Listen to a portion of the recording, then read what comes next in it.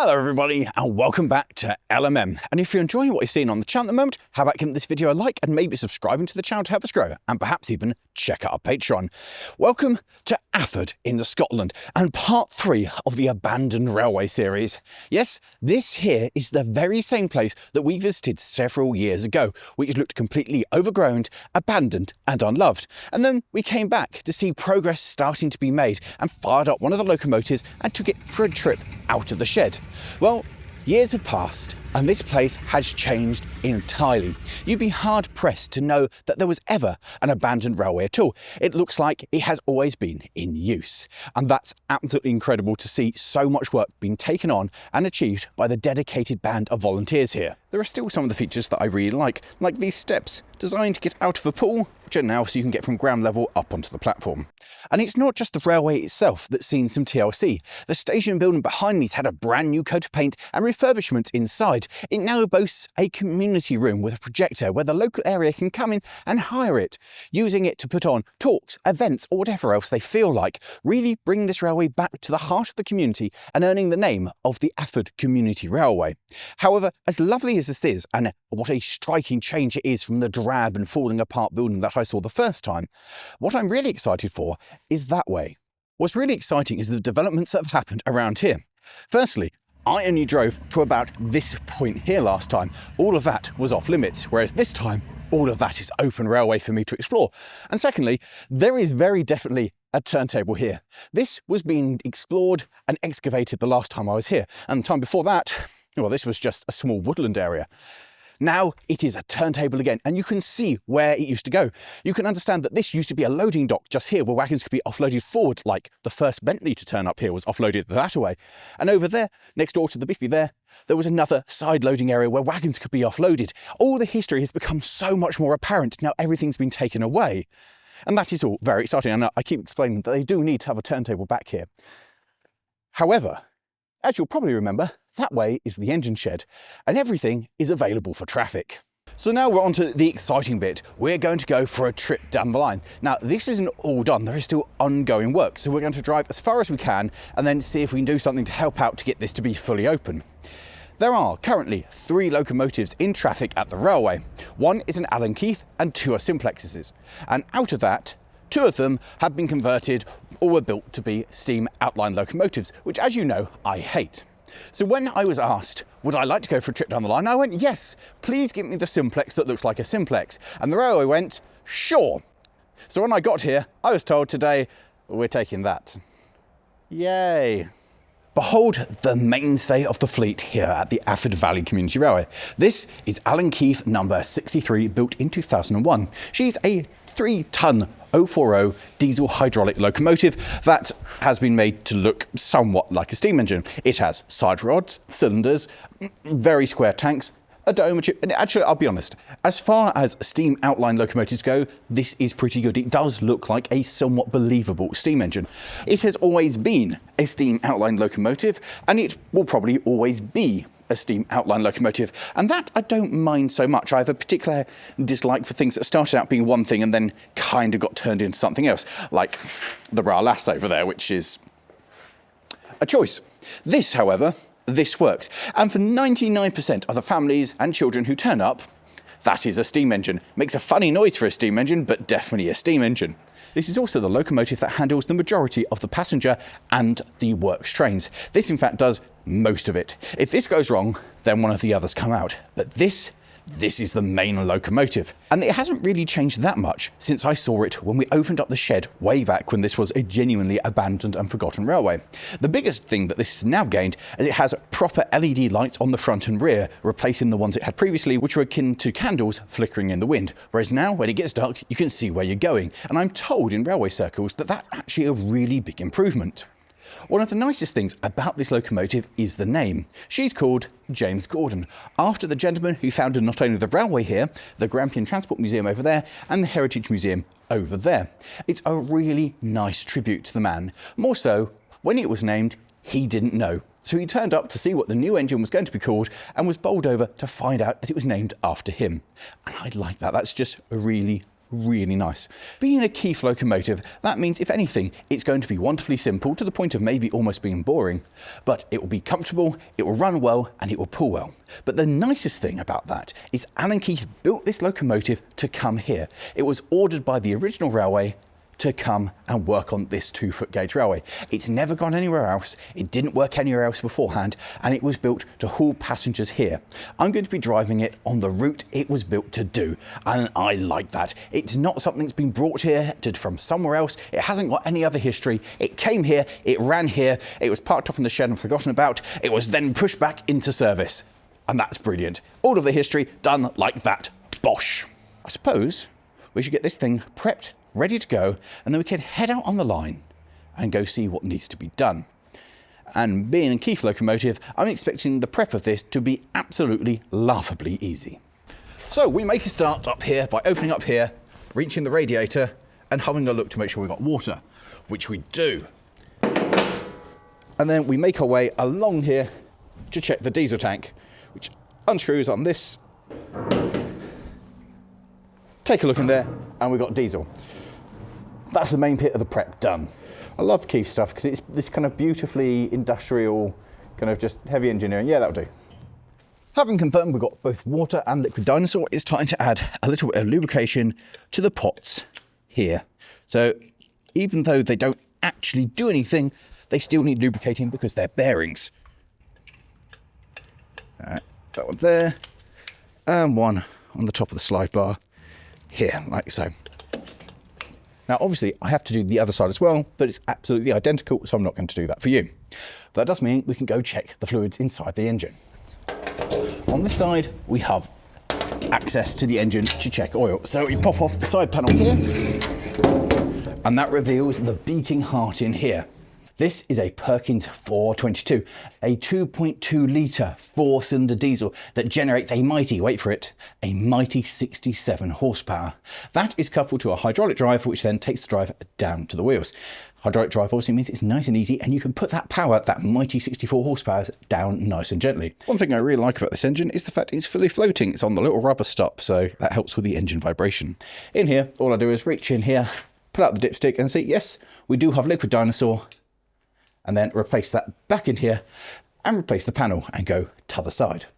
With the panels back on t'other side, we take off this one here, using the key like so, drop it down, and this allows us to check the gauge here on the hydraulic tank to know that we have indeed got oil for the journey. And with that, that completes prep. It's beautifully easy, it's very simple, so we can go hop into the cab, see how this works, and then do the thing that we're all excited to do, head out on the line. Well, welcome to the flight deck of James Court. And this is a massive, great cab. It is pleasantly big. There's enough room, in fact, another bench there for another person to be comfortably in it. Most importantly, first and foremost, I have a very comfortable seat, and this is a very nice change. I also have somewhere to rest my arm, should it become too tired. Most conveniently, this is right by the throttle, which folds out. So I can sit here with my arm on this, resting this like that. And that is a wonderful little feature. I like the little mod cons that make it just a little bit nicer for your driver. More so that make it nice for your driver is I'm in a fully enclosed cab apart from that side, and I have here a windscreen wiper. I know, right? There's a switch down here which will activate it, and I have one on the back as well. Windscreen wipers are the future. It means I can see where I'm going. There is also a selection of switches down here which are for my front and rear lights, so I can have just one on, two on, whatever I fancy. Coming up to here we have the horn, or whistle, which is air operated, and above that the pressure gauge for our air brakes. So that's how much air we've got left inside the tanks. The brake itself is down here, and I have my handbrake over there. The other feature I like is the little magnetic clip that's been put on there, so I can attach any notes or my timetable up to there so it's somewhere I can see. There's also storage for other documents over there, and all in all, it's just quite nicely laid out. Very airy and very open. It makes this thing actually feel quite large. For a small locomotive being in the cab, I'm like, this is a big thing. I've also got my functional air conditioning here behind me. Currently it's set to on, although I can turn it off by doing that. Of course, it's all modern, so it slides nicely and it's modern glass. I don't think it's really going to keep the heat in, but certainly compared to the other locomotive, the Browlass over there that has the rear half of the cab just not there, this will be much more pleasant if the weather decides to be conveniently Scottish.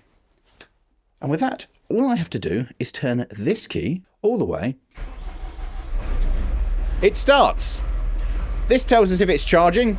This one is if we have low eye pressure, and that is the water pressure gets too high. I got forward and backwards there, and that's all there is to it.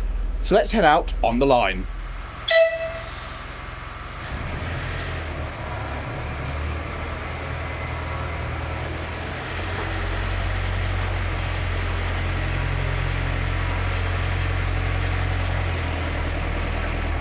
Step 1 was to couple up to the permanent way wagon, so once we arrived at our destination, we had the tools we needed to actually do some work. So now we've got our wagon so we can do some work, we're going to head off down the line. And this, genuinely, I'm excited for. Gently, oh, there it goes. So there's a delay between opening the throttle and the thing actually moving. So you have to be quite definite that that's the right place for your hand to be for the thing to start moving. So if you then go, oh, it's not moving, open it up some more and open it up some more, the thing lurches forward. So it's all about steam engine mentality of do a little bit, wait, a little bit, wait, a little bit, wait.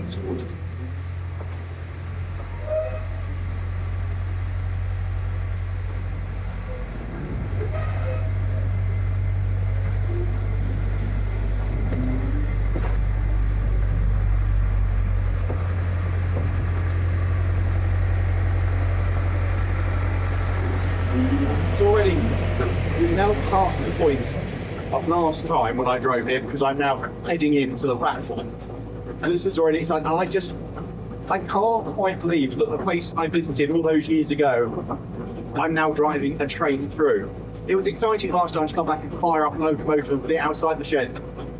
But this now feels like a railway. Last time this had been cleared, but there was still undergrowth growing, the odd bit of weeds and stuff. It looked like a railway that had been closed or was closing, whereas now it's basically spotless and looks ready for trains.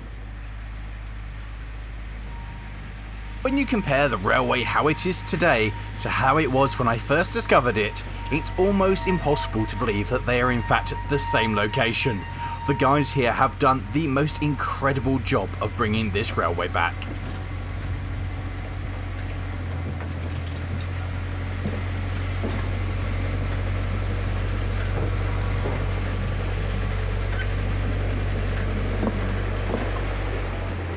As we came round here, I remember the excitement of finding a locomotive over there in the play place, which is now being restored in one of the containers down on the sides.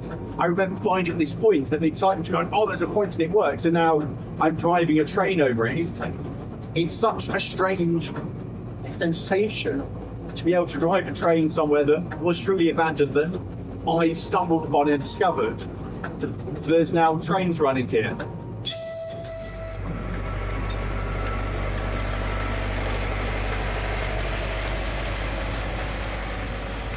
Oh, we walked up here. I never thought there would be trains running up here again. A bit the we explored that we walked totally overgrown. It's not just railway. That's genuinely exciting.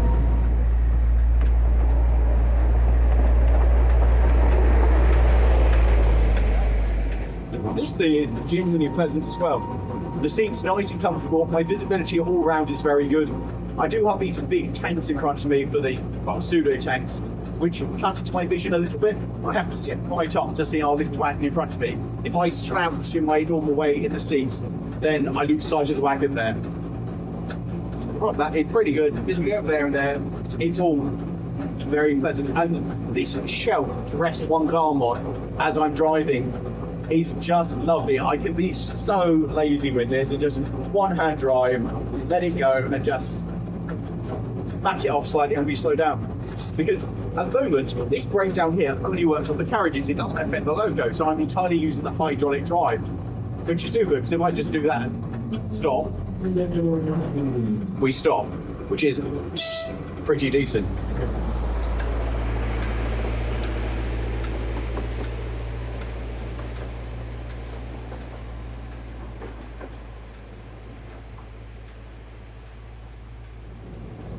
Whistle for the crossings.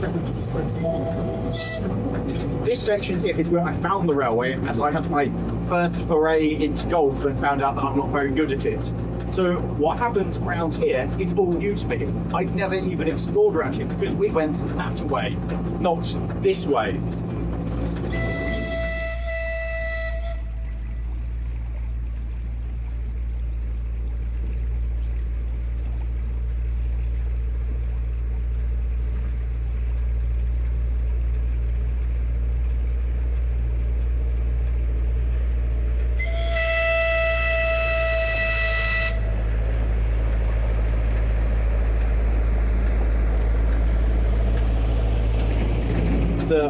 Genuinely very excited to come around here. I haven't even walked up here, I haven't even explored it, so I don't even really know what is up here.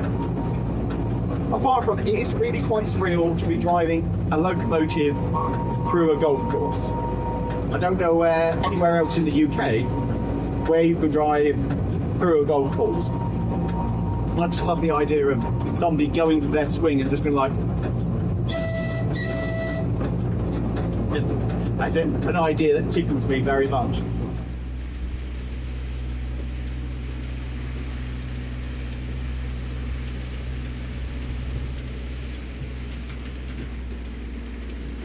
So straight ahead, some of the track here has been recently relaid. That's all fresh ballast down there. And it's a great long stretch, trundling straight up as far as the eye can see. So we'll open up a little bit.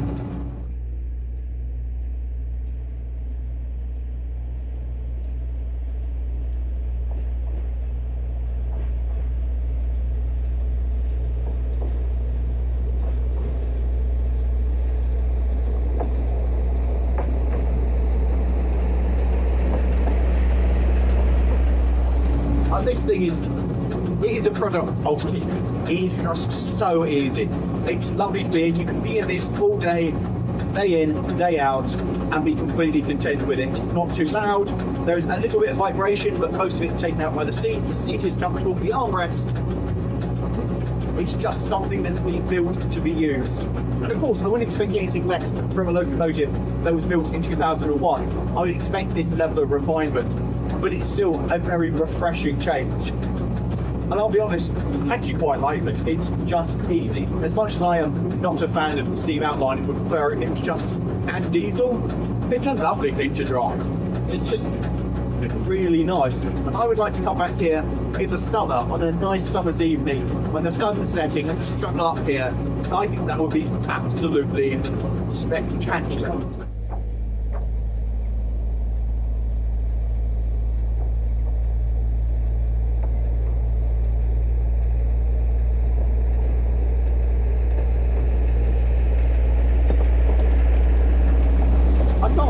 This was just here and buried underground. There can't be many people who have come across an abandoned railway and then be able to come back and drive a locomotive on it. In fact, one of the locomotives that was sent to the railway in the first place. Like, this has been its home. Now coming up, we're coming to the work area. You can see where the new sweepers have gone in. These are all new plastic ones, which means realistically they're never going to need to be replaced, or at least not in my lifetime. Which means you can put volunteer effort elsewhere. It's a super sensible idea to use plastic sleepers. A lot of other railways are still offering to do it as well. Because why replace wooden ones every 10 years when you can install plastic ones and leave them alone?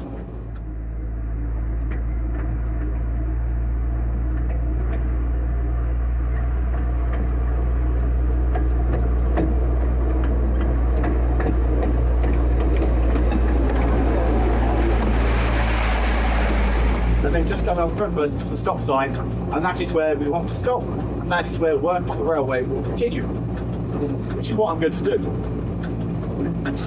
Then it carries on around there in a very sharp corner and goes back that way. But that's all stuff for another video, because now we've got some permanent way to do.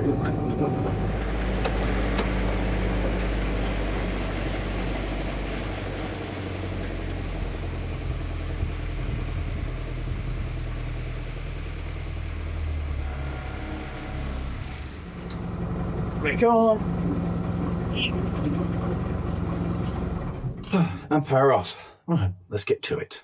We've arrived at about the halfway point on the railway. Beyond us, the railway continues around the end of the golf course and then turns off and goes that away. However, this is as far as we can traverse, because beyond the stopboard, the railway becomes a narrow gauge, then a significantly broader gauge, and then becomes no gauge because there is no railway. All of this is being relayed. It is a massive, great project. But once it's done, the railway will be able to reopen, and they're hoping to do that later this year. And today, I'm not here just to drive this and have a jolly. Oh no! I'm going to be put to work. I've been given a key and hammer, and I've been told to hit spikes into sleepers. Now clearly, the guys who have told me to do this haven't seen the videos of me failing to do this in the past. So I don't know if you can break plastic sleepers, but we're going to find out. These new sleepers are made from recycled plastic, which gives them a degree of green credentials, and we were putting a flat bottom railed onto it, so called because the bottom of it is flat and it sits straight on top of the sleeper, as opposed to round bottom, which sits in a chair. We use dog spikes, which are literally spikes with an off-centre top, which as you hit it down, pulls and traps the rail onto the sleeper. Knocking these in is hard work, and I'm not very good at hitting them, and more importantly, there were an awful lot to go in. On every single sleeper, there are 3 per rail, meaning each sleeper has 6, and there are many, many sleepers. And that hammer gets heavy very quickly. Now, you may be able to notice that the sleepers are moving as I'm hammering in the dog spikes, and that's because this is not final fitment. All we were doing was literally attaching the sleepers to the rails, and then another team will come along with the ballast the whole section, and then jack and pack the rails, which means they will set the rails level in the ballast, and the ballast will stop everything from moving. This is a huge undertaking, and I felt that we were severely lacking in the manpower department. And after half an hour of work, we turned back to see the progress of what we'd achieved between us. Frankly, it was pretty disappointing. I'd been giving it all of my effort, and we'd done maybe 10 metres. Yeah, this track laying stuff, this is hard work. However, I had promised to come and help. This wasn't just knock a couple in for the purposes of video, I actually wanted to make a difference, and at the very least, knock in all of the dog spikes that had been put out for this next section to be secured. I've managed to succeed in about a 75% hit ratio, which for these things is absolutely terrible. I have, however, helped build a bit more track, so it goes a little bit further. There's a little bit less for the guys here to do, and when I come back in future years, I'll be able to be like, everybody, hold on. I did this bit, which is really exciting to help be there putting a railway back, bringing it back into life. However, the light is now disappearing and it's time to go home. So we're going to climb aboard this thing, trundle back down there, and then go probably have a bath, because I'll tell you one thing, I've learnt that I am very unfit, and hammering in dog spikes into rail, that's hard work. Genuinely hard work. But isn't it amazing to see this place coming back? Very excited, and I can't wait for my next visit. And with that, thank you all very much for watching. If you want more information on the website, go check out the link to their website or the Facebook in the video description. And if you want to get involved, they'd love to hear from you. There are jobs going absolutely everywhere, from being crew on the locomotives to helping do it in the permanent way to helping out behind the scenes. All the stuff needs doing, and they would be overjoyed to hear from you. There's a link in the video description to get in contact with them. And with that, well, time for me to head back. If you have enjoyed this one, how about clicking over there for the beginning of this adventure when we discover the abandoned railway, or down there when I fired at one of the locomotives as life started to return. Thanks for watching, guys, and of course, we'll see you next time. Ta-da!